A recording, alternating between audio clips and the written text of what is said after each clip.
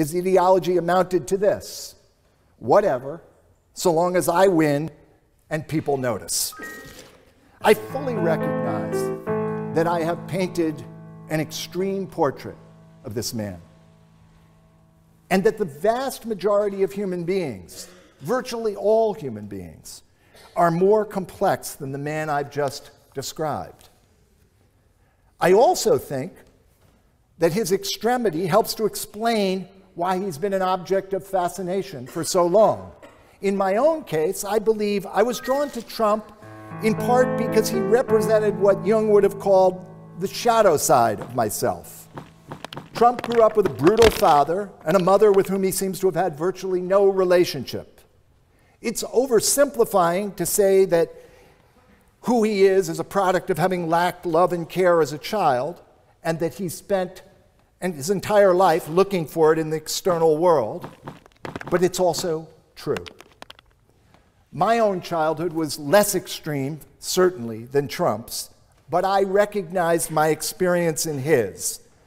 The hunger for unconditional love and acceptance exists in all of us, and its absence is always a source of suffering. Trump wears his most primitive instincts, his greed and his grandiosity, his lust and his envy, right there on his sleeve. Most of us do a better job than he does at keeping these sorts of feelings under wraps. It's much easier to see Trump as absolutely alien to what we all stand for than it is to recognize aspects of himself in ourselves. But what compromises have you made in your own life?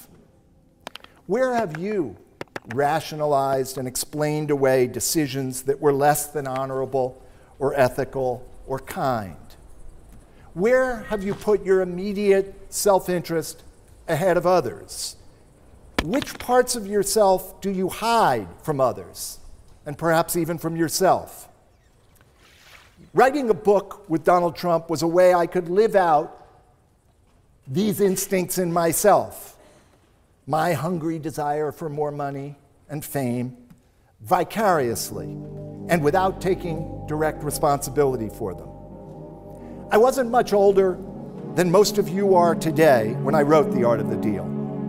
At the time, I told myself that doing it wasn't that big a deal and wouldn't have any enduring consequences. Ha. The truth is that that decision, the book and my association with Trump, has quietly haunted and dogged me for 30 years.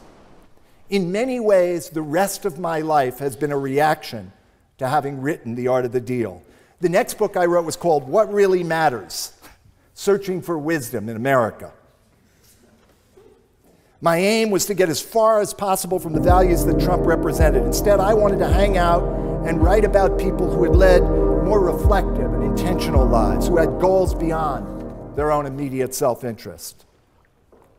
But interestingly, in 5 years of meeting and working with psychologists and philosophers, scientists and mystics who'd spend their own lives searching for higher wisdom, what I found was complexity and contradiction.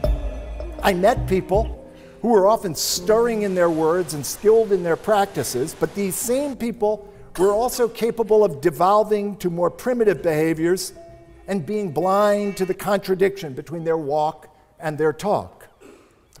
I think of this now as our shared infinite capacity for self-deception.